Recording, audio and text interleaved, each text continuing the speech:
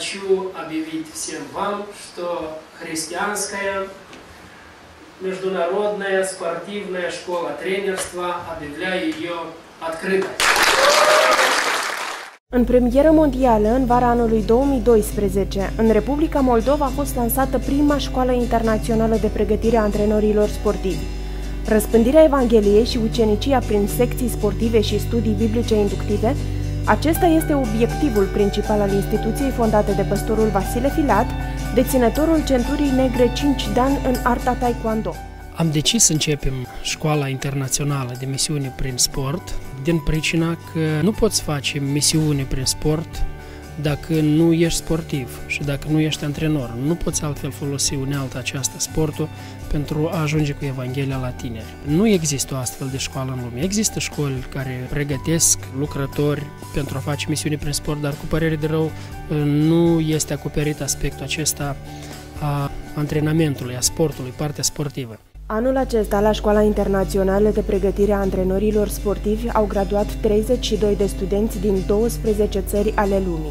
Timp de 2 luni au învățat arta marțială taekwondo până la centura verde, fiind antrenați de cei mai buni specialiști în domeniu, campioni mondiali și internaționali, din cadrul clubului de taekwondo Stolas Leucas din țara noastră.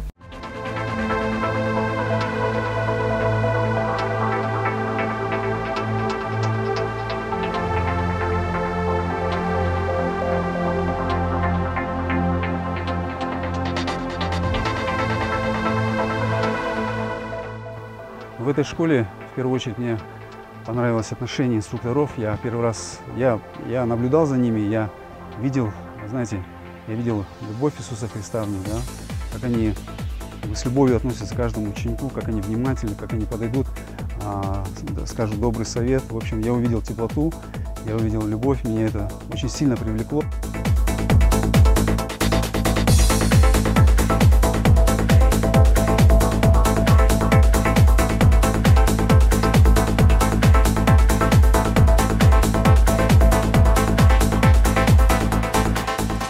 I'd like the instructor. They are a good image for Jesus. They are encourage us. They are not waiting for things from us, but just to show the love of God.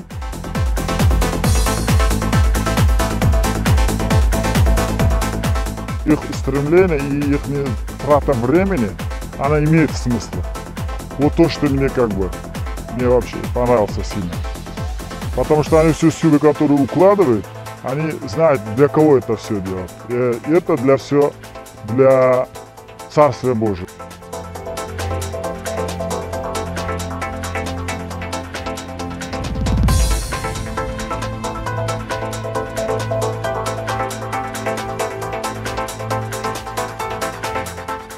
Precum eu am venit la Domnul Iisus prin taekwondo, prin sport, asta și m-a motivat foarte mult ca să vin la școală, ca să fac și eu ucenici, ca și alții să cunoască de Cuvântul lui Dumnezeu, să cunoască Domnul Iisus prin sport. Pe lângă pregătirea sportivă, școala pune un accent mare pe echiparea spirituală a studenților.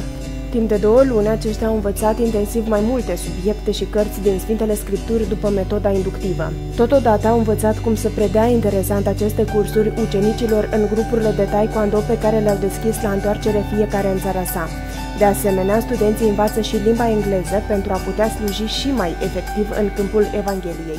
Чтобы эта молитва Иисуса Христа действовала в нас, чтобы Бог освящал нас и чтобы Иисус прославился через нас. В каком единстве просит Он нас сохранить?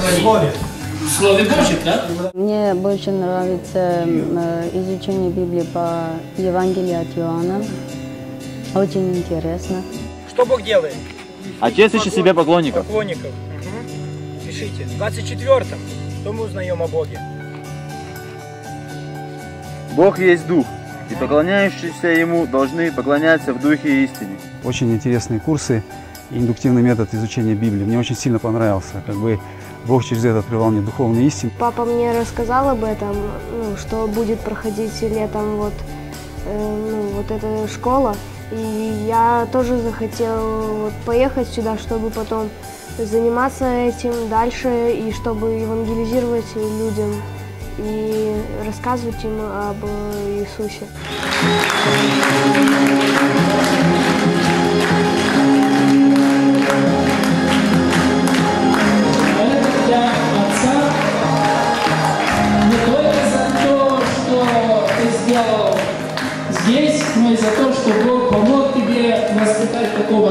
Пусть Бог благословит всех нас и тебя, воспитатель нас.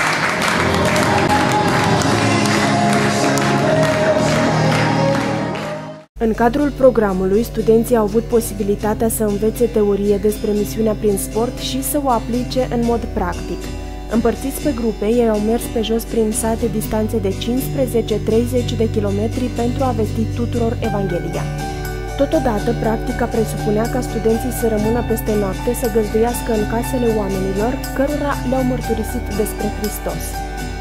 Timp de o săptămână au organizat 5 tabere de zi pentru copii și evangelizări, astfel reușind să zidească spiritual bisericile și să vestească cuvântul lui Dumnezeu la peste 1500 de persoane, dintre care 130 au luat decizia să intre în noul legământ cu Domnul Iisus Hristos.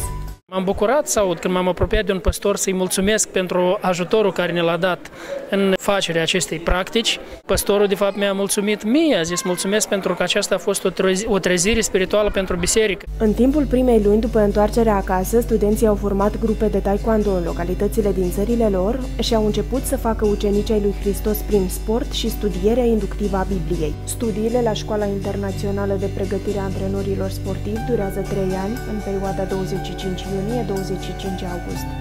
În vara anului 2013 se planifică deschiderea facultății de fotbal.